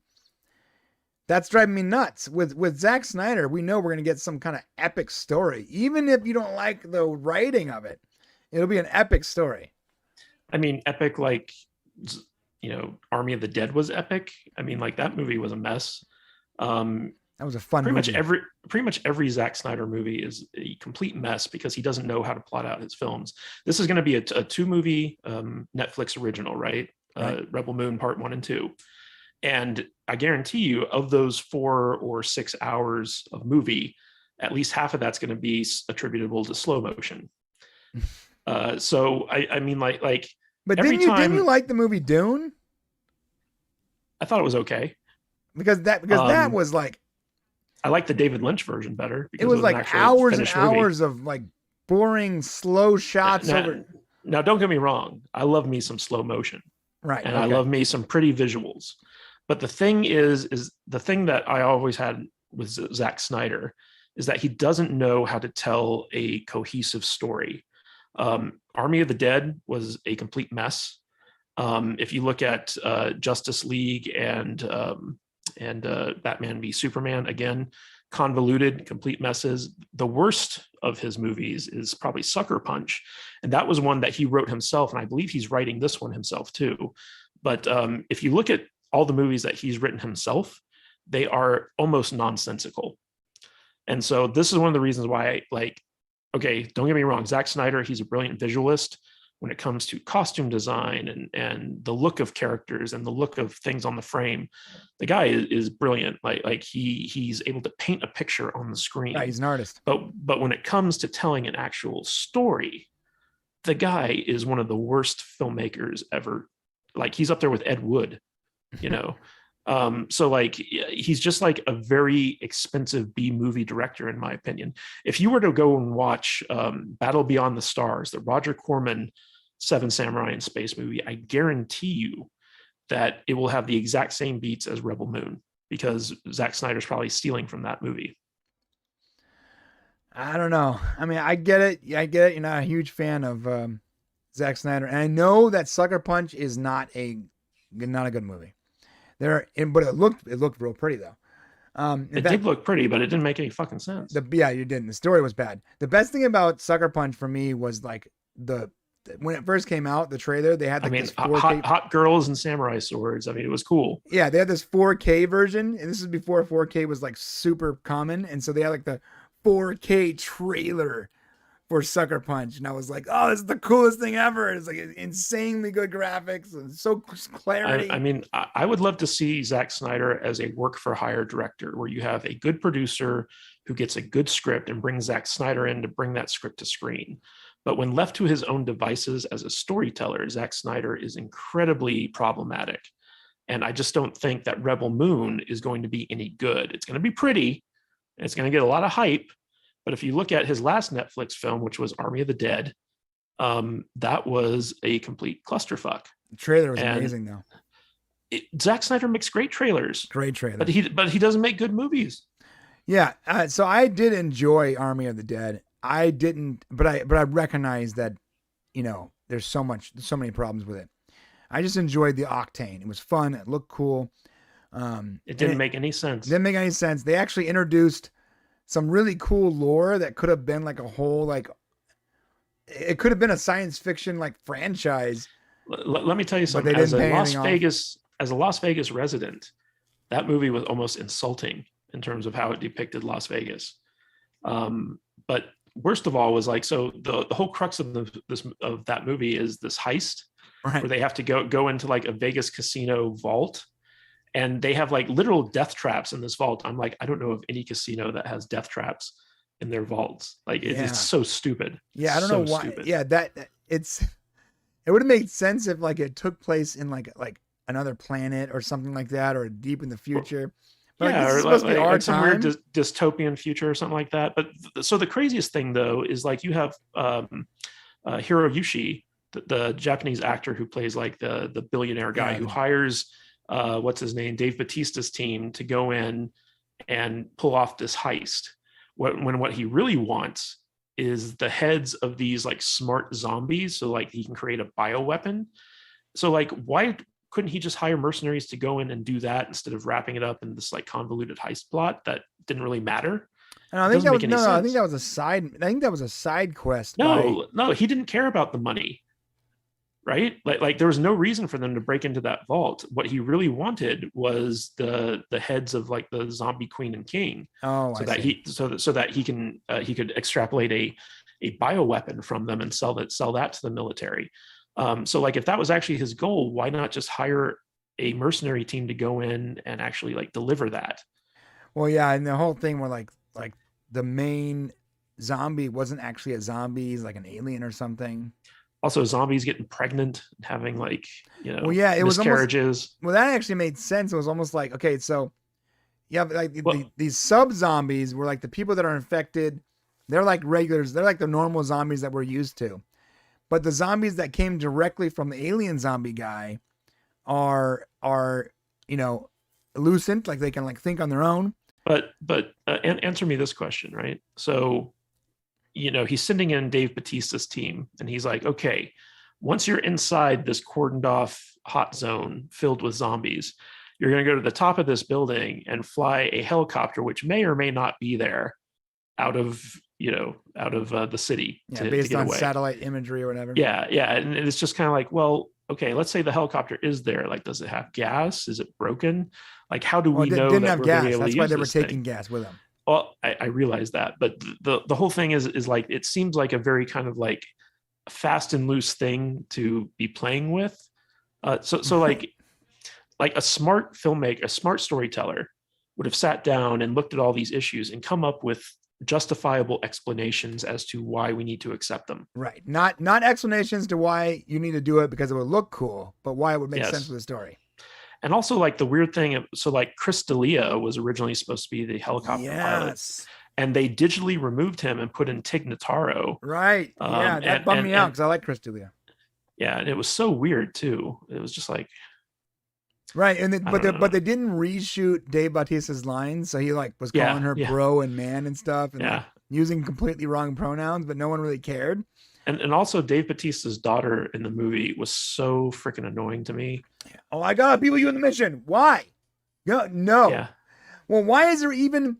Okay, now you're getting me now you're making me dislike it. Why was there a camp outside of Vegas? If it's like the quarantine camp, take it away from Vegas. And why are you waiting to nuke Vegas? And when they're like, oh, the president responded with a tweet, we're gonna nuke Vegas. And they're obviously referring to President Trump. Okay, I get it. So it's a dog on Trump. He's gonna nuke Vegas because it's 4th of July or whatever. I don't understand what the waiting is for. Why is there a quarantine right outside Vegas? Take it away from Vegas. Get everyone out and take them out and just remove the problem. I don't. What are you waiting for? And instead, you wall out the entire thing with containers. Honestly, the movie should have been about Bautista's team, like what they were doing in the credits, the opening credits, getting out of Vegas. Yeah, where they were trying to escape from like the zombie apocalypse in Vegas. Like that should have been the movie. Instead, we get this like weird Ocean's 11 heist film with zombies in it that doesn't make any sense whatsoever. Yeah, and I can guarantee you that nonsensibility is going to translate to Rebel Moon. Later, Danny. Yeah, no, I had this weird thing. So I had not seen the other Zack Snyder zombie movies, or at least I had not seen them in a long time. And I remember when I saw the trailer, I thought, oh my God, he's like continuing his zombie movies. And I even said it on this show like a year ago. I got lambasted in the comments, by the way. I'm like, oh, he's continuing the zombie movies because they painted it like this was a continuation of something. But it wasn't. It was a continuation of something that happened in the credits of the movie. And so for me, I was like, oh, he made a zombie movie, and now he's making another zombie movie. Okay. But no. In the first zombie movie it was called something of the Dead too. It was Day of the Dead. Right. It was based off of the George Romero sequel to Night of the Living Dead. And it was written by James Gunn. And so James Gunn had like a really good script. And it was Zack Snyder's first movie after doing like music videos. And he was so inexperienced at movie making, he actually shot that movie in sequence because he didn't know you could shoot movies out of sequence. That's how amateurish he was. Right. But he had like a great visual style, and he had a great script to work from because James Gunn wrote a great adaptation of Day of the Dead. And so like if Zack Snyder has a good script to work off of and he doesn't have any ability to take creative license, he could probably turn in a good movie. But if he's anywhere near in charge of calling the shots story-wise, you're going to get a mess of a movie. And he's proven that time and time again. So that was the confusion for me because I was like, Day of the Dead, Army of the Dead, Zack Snyder. Plus the trailer read like I was supposed to know something. Like the trailer, it felt like I was supposed to know about something before watching this movie. It wasn't the case. Also, can you name a single character from the movie?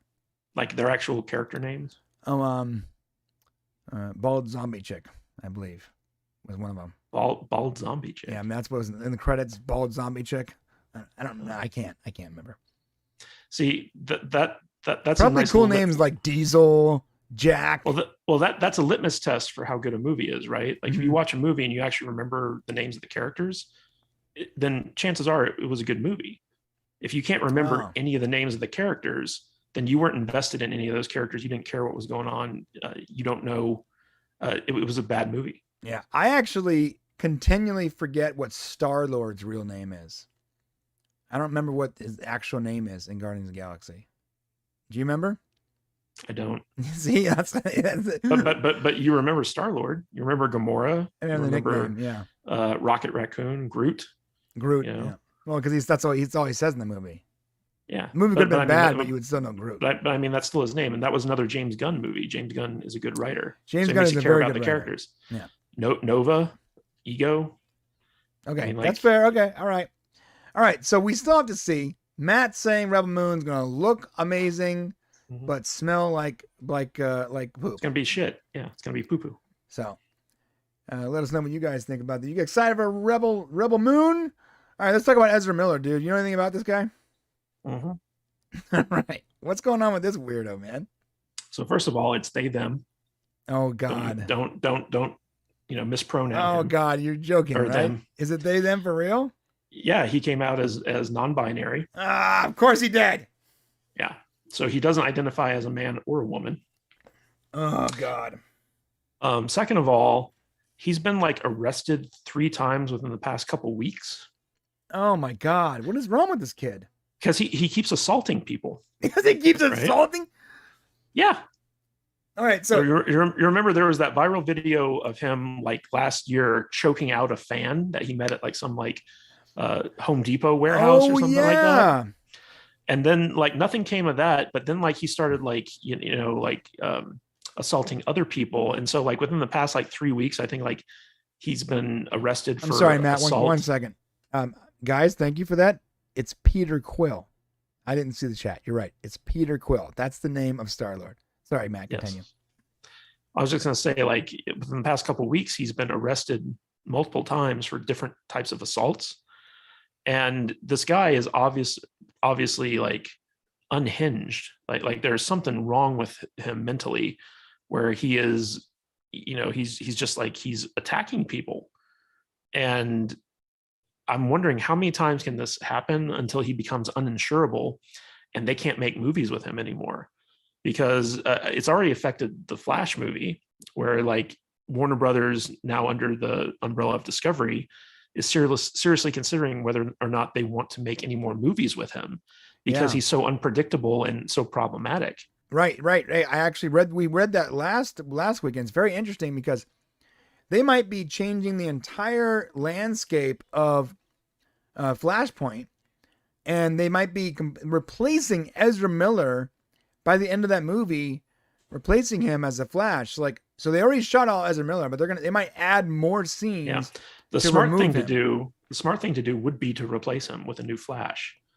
Right. Because like as it stands right now, if he keeps acting out the way that he is, he's not going to be able to be bonded. He's not going to be able to be insured. And if that's the case, if he does something where like he gets arrested in the middle of a production, or he does something to shut down the production of a movie, or if he like seriously hurts or God forbid even kills someone on set, then the studio is liable for all the damages, or they're left holding the bag. Right. So typically, like one of the problems with Robert Downey Jr. back in the day when he was like a hardcore drug abuser was that he couldn't be bonded, which basically means like if you cast him in your movie and he went on a drug bender and didn't show up for like 2 weeks, and you went over budget and eventually had to shut down the production, right? The bonding company, the insurance company, wouldn't be there to make up the difference.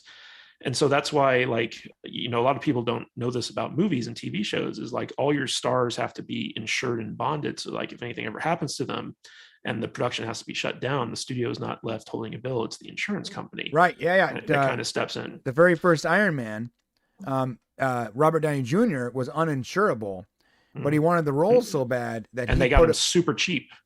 Right. They got him really cheap, and he basically put a bunch of money up himself, and he escrowed his house or whatever to sort of help pay for his insurance, because no one wanted to insure him because he was just like this guy. He was a nut job in his youth, and it was a smart move because now he's normal. I guess he's mature. He cleaned himself up.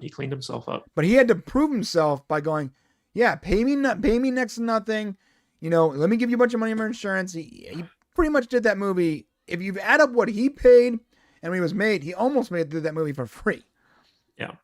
And with Ezra Miller, it's obvious that he's mentally unstable. It's obvious that he's got anger issues. It's obvious he can't control himself from attacking people, like physically assaulting them. I think his latest arrest, he got arrested for throwing a chair at a woman and like cutting her head open when it hit her. Right. And stuff like that. Like it was just like the stories that are coming out of this guy's behavior is just absolutely like stunning to me. And the idea that anyone in Hollywood's going to want to work with such a volatile personality, even if they like the guy, because I know James Gunn likes him, but I don't think he's ever going to work with the guy again. It's just like one of those things where he's basically suiciding his own career. He's pulling a Shia LaBeouf at this point. Shia LaBeouf, yeah. Now, even Shia LaBeouf didn't randomly start attacking everybody. No, that's true. But I mean, like that's a guy who sabotaged his career as well. Yeah, but by acting nuts. Yeah. Yeah. This guy is So speaking of the Flash, real quick before we move on, do you think the fans have it right when they say to drag in the only Flash that's left in the DCU and bring Grant Gustin over? So I had a theory about that. I was like, why doesn't Warner Brothers just take the TV Flash and make him the movie Flash? Because he's part of the DCU. They painted it during the last season of Flash that he was part of that universe. Yeah, and I think Tom from Midnight's Edge kind of told me that Grant Gustin actually doesn't want to play the character anymore. So like, I mean, I wouldn't be opposed to them just bringing in like someone completely new to take up the role, because I never thought that Ezra Miller was a good casting choice. Again, that this comes down to my problems with Zack Snyder, is I don't think he's very good at casting either. Right. He knows how to cast hot chicks. I'll give him that. He does. But when it comes to actually casting like good actors, he goes for looks over substance. Right. Unique. Yeah.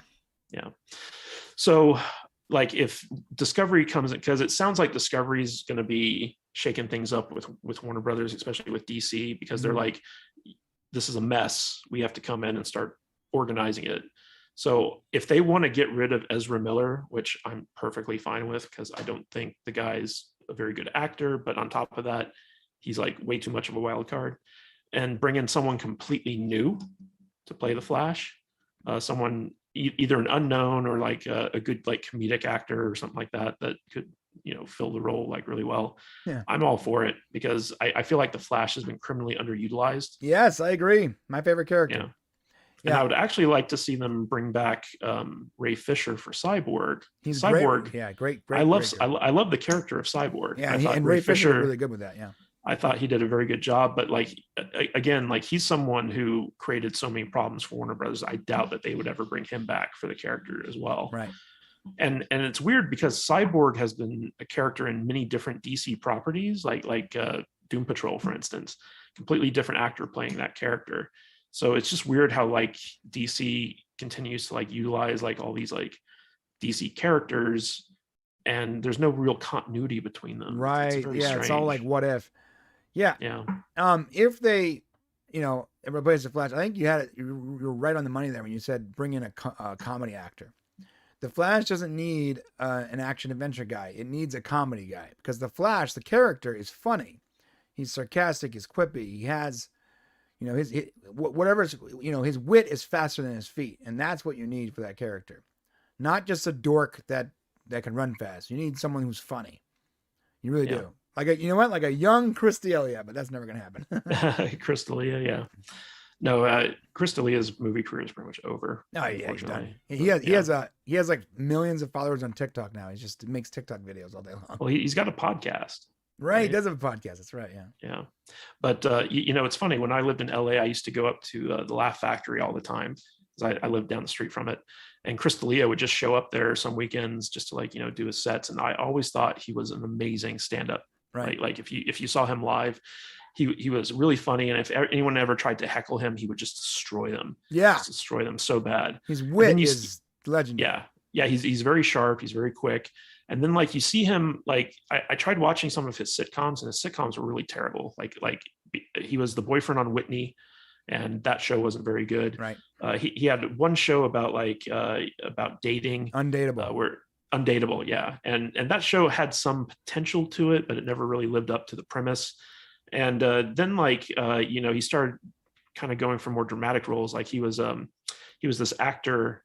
He played an actor in this TV show You, which is kind of like a Dexter thing, but instead of a serial killer, he's like a stalker type guy, and it's a great show. And he played like this sexual predator. Who he was like an actor, and he'd get young girls to come over to his house, and he'd take them to the basement and drug them and sexually assault them and stuff like that. He was in Workaholics as a sexual predator too. Yeah. He kind of cornered the market on that, and then it kind of came out that like he'd been kind of messaging with like underage girls, right? And that's what led to him being replaced in Army of the Dead, right?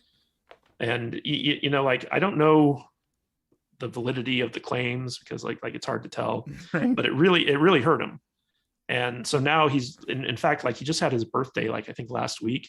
And there was a video of him with his buddies on his like little YouTube or TikTok podcast or whatever. Mm-hmm. And he actually got emotional. Like he got kind of teary eyed about like how like, you're my friends and you guys always stuck with me, even when times were tough. And like, I can't tell you how much that meant to me and all this other stuff.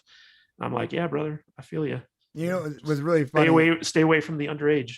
Yeah. I mean, see, I actually don't know if, I don't know what the validity of that is. I'm not even going to pretend like I know, but it seemed like the information that they had was so sparse that, no way that he's canceled in court. He was canceled publicly, but I showed Shane this picture of Chris D'Elia, and Shane was like, oh yeah, that guy's getting canceled for sure.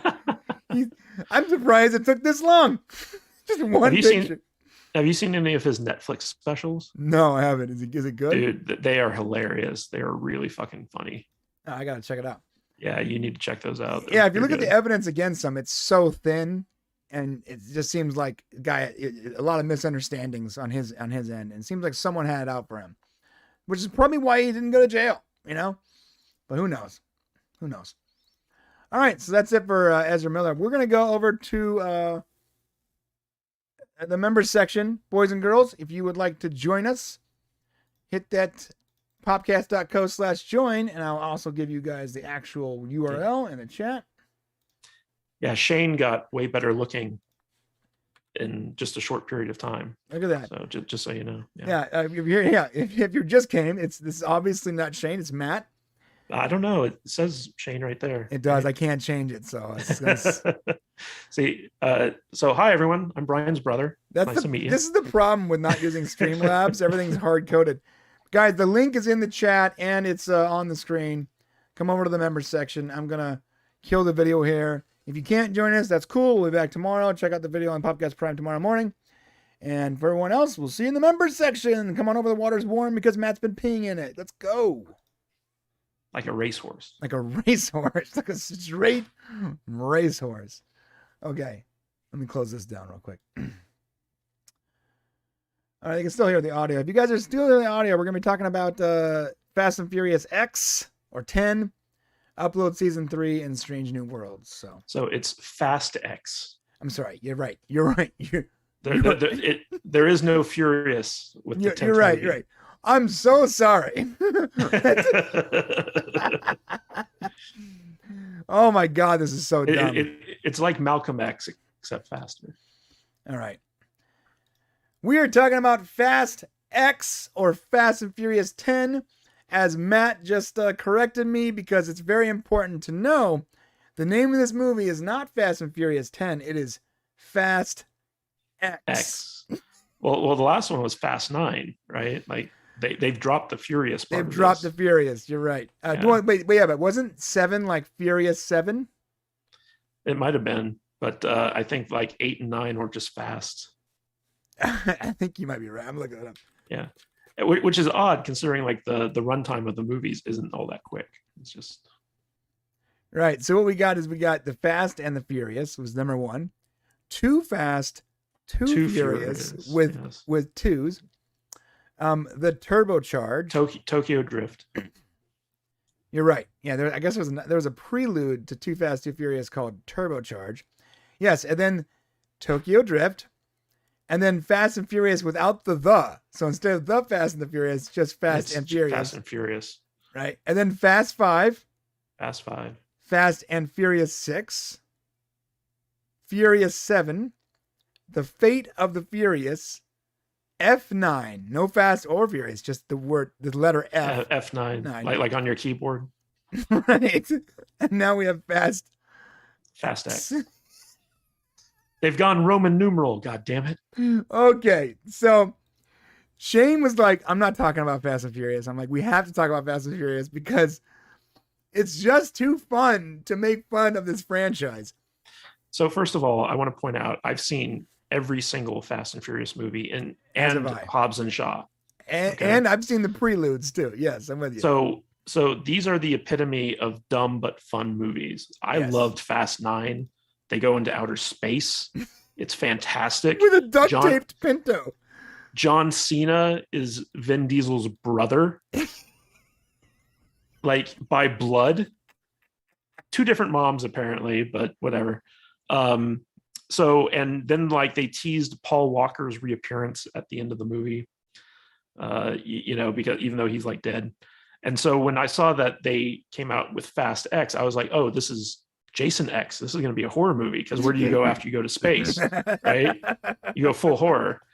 And so like they've cast Jason Momoa as the bad guy, the big bad for Fast X. Awesome. Jason Momoa the bad guy? Yeah, and then they cast Brie Larson, and my theory was that Brie Larson was going to be a transgendered Paul Walker character. No! So Paul Walker's character transitions into being a woman, and it looks just like Brie Larson.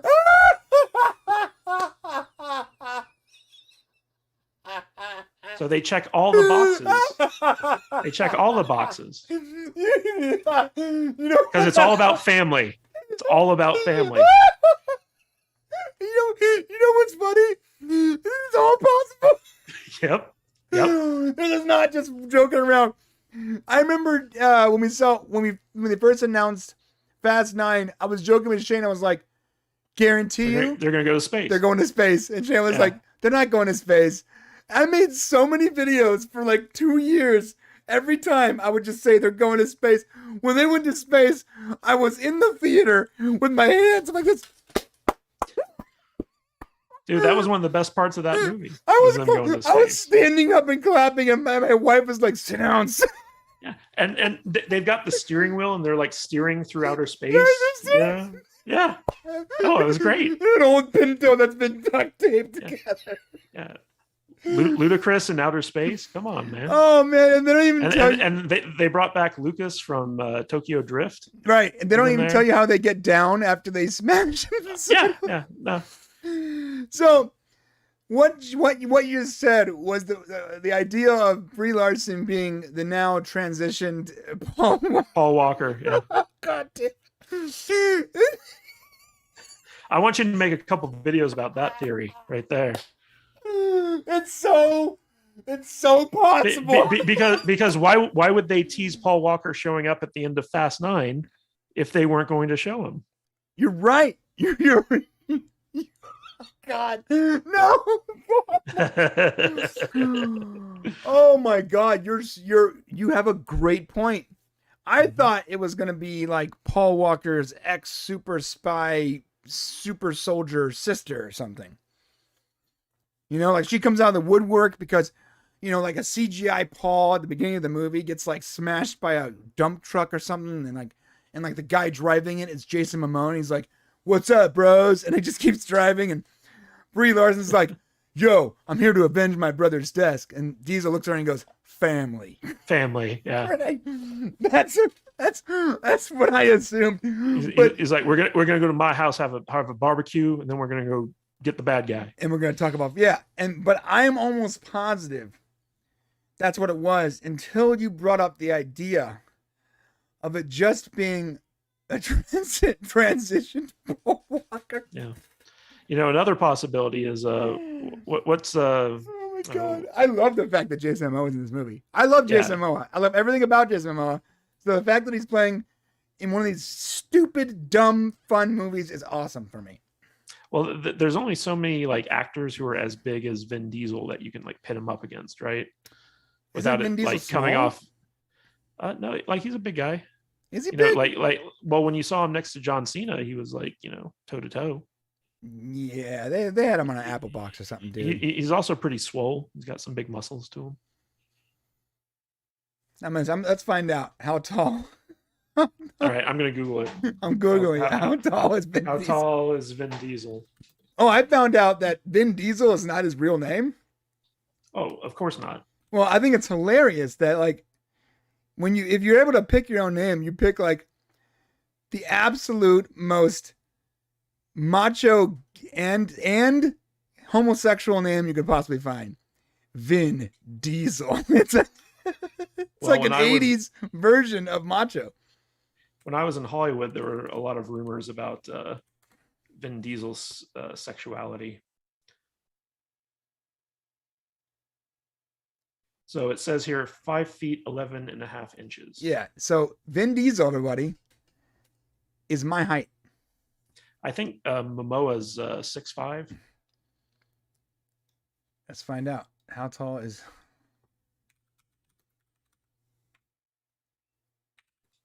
I wonder how tall John Cena is. Yeah, everyone's been... Jason Momoa is 6'4". All right, so John Cena's 6'1", which is how tall I am. I'm 6'1".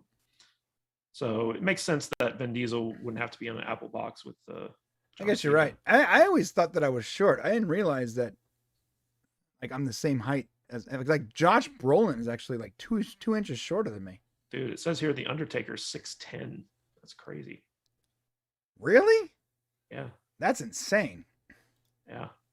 All right, so they announced that Fast X would be the title, and of course, the X looks like the headlights of a car. Well, see, I thought it looked just like the X from Jason X. It looked, yeah. The 10th Friday the 13th. When I saw it small, it looked like the same Chrome Jason X, but if you zoom in, it's like the headlights of the car. It's a headlight. Also, some interesting news on Vin Diesel's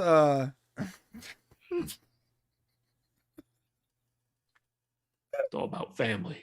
So sorry. On Vin Diesel's Instagram. 1/4 mile at a time.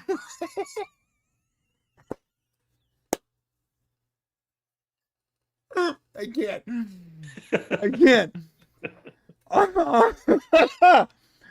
on his Instagram when he posted like the announcement, he also wrote something to someone. He responded to someone else's Instagram. He wrote, "Yes, your opinion has always mattered. When the F10 screen." Wait, I need to center myself. I can't. Wait. These movies have scripts? What? This is the first I'm hearing about this.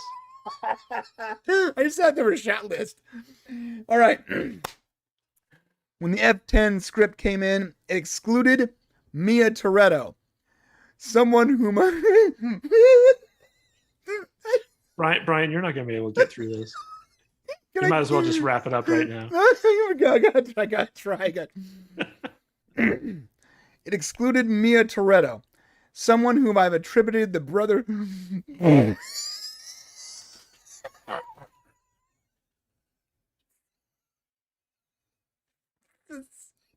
This is so stupid. Someone who I've attributed the brotherhood of Dom and Brian to. I was so disappointed that I couldn't see how I could continue.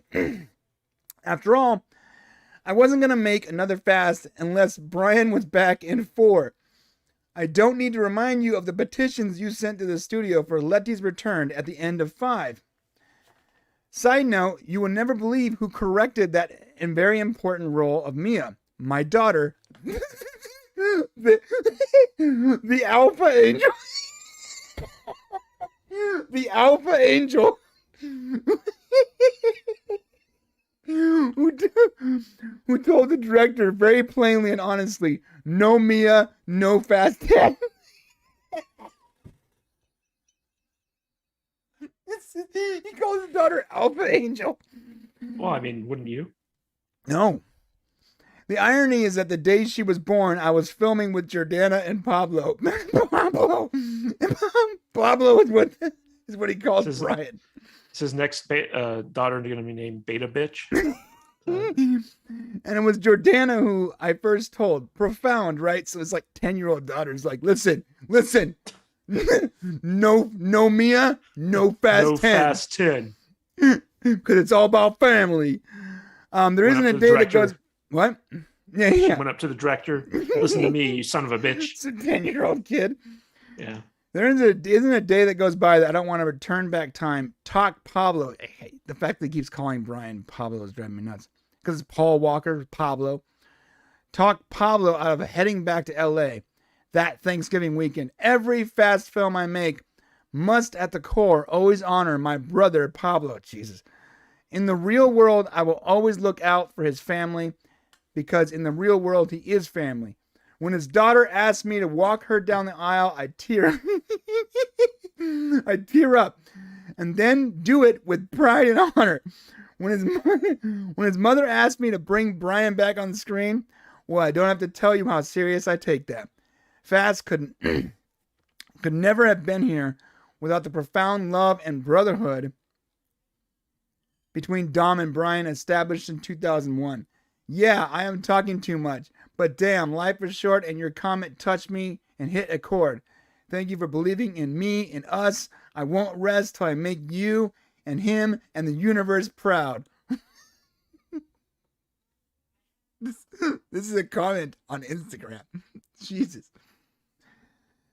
I think that's the most Vin Diesel's ever written. Yeah, that includes the script. So, it looks like Brian will be back on screen. From what I gather, Brian will be back on screen. And I hate it, but your theory of him being a transitioned Brie Larson. Played by Brie Larson. Brian, Brie, come on, man. Oh, God. Come on. Oh, God, no. And then, like, you can have the actress who plays Mia, like, make out with Brie Larson and it'll be, like, all hot and stuff. Oh, my God. He's like, Brian? He goes, I go by Brie now. Yeah. I go by Brianna. Anything a man can do, a trans woman can do better. Oh, so it's entirely possible that what you're saying is correct. I hate that so much, but it's possible. I honestly don't think it's correct, but I think it's funny to It's possible. pretend it's correct. It is possible. You know it's possible. In this day and age with the Fast franchise, it's possible. I think like if the Fast and Furious producers wanted to ensure that their audience didn't show up for this movie, they would go with that idea. Yeah. I don't see like the hot chicks fast car crowd showing up for a trans Paul Walker.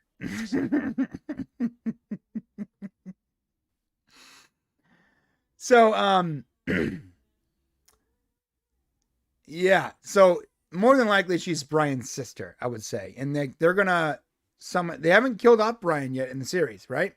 So it's either that or it's what's her name's daughter, the bad the actress who plays Cypher's daughter. Yeah, interesting. And here's the deal, though: they haven't killed Brian off in the franchise, so will they use this moment? This is supposed to be the last of the saga, right? Oh, please. Well, that's what they said. As long as these things keep making money, they're going to keep. Well, Vin Diesel said this is his last movie. He's going to wrap it up with 10. It might be his last, but I guarantee you they'll keep moving on. So if it's his last movie, you think he's going to probably want to finally kill off Brian in some way that makes sense? Maybe, or they'll just like not mention him at all. The thing is like, so I could see them kind of passing the torch onto Momoa. So Momoa's the bad guy.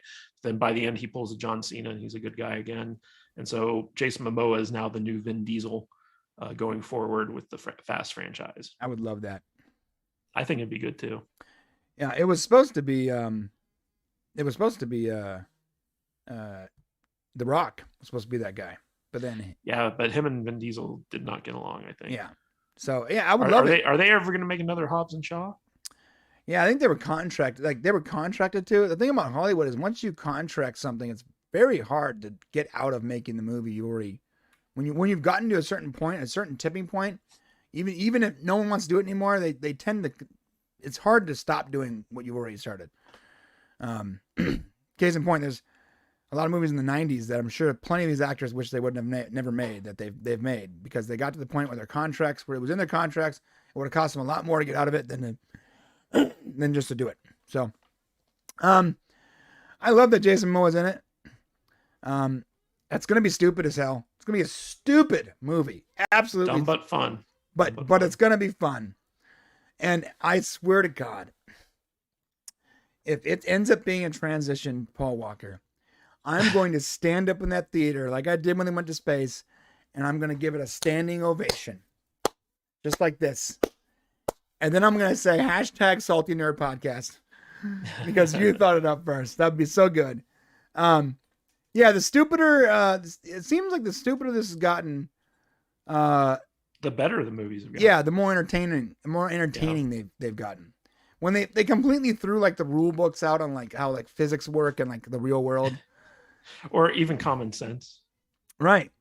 And it's become funny to the point where it's like, I know it's an action movie, but I spent half of Fast 9 or F9 just laughing at the absurdity, the absolute absurdity of what I was seeing on screen. It's not Dude, F9 was a lot of fun. We went and saw it in the theater.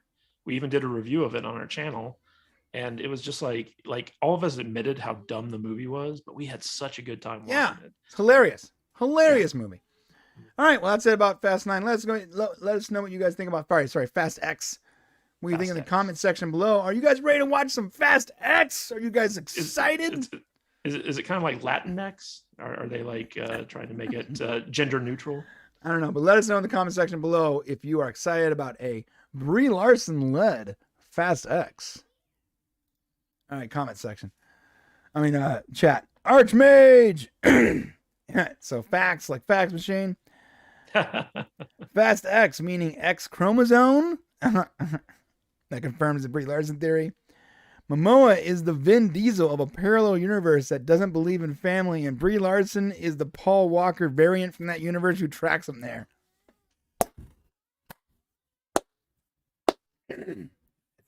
That's too good. That's too good not to be a movie. It's Loki. Quote from Fast X. This car is literally perfection. Brie Larson. Hey, it will be. Brian. What? Brian, I'm got a message from Salty Trekker saying that we are still live on YouTube right now. Oh. Oh, that's a mistake. I did not mean. Oh, I'm still live on the other channel. Yes. I forgot to turn it off. So if you guys are still listening, I'm sorry, but I'm gonna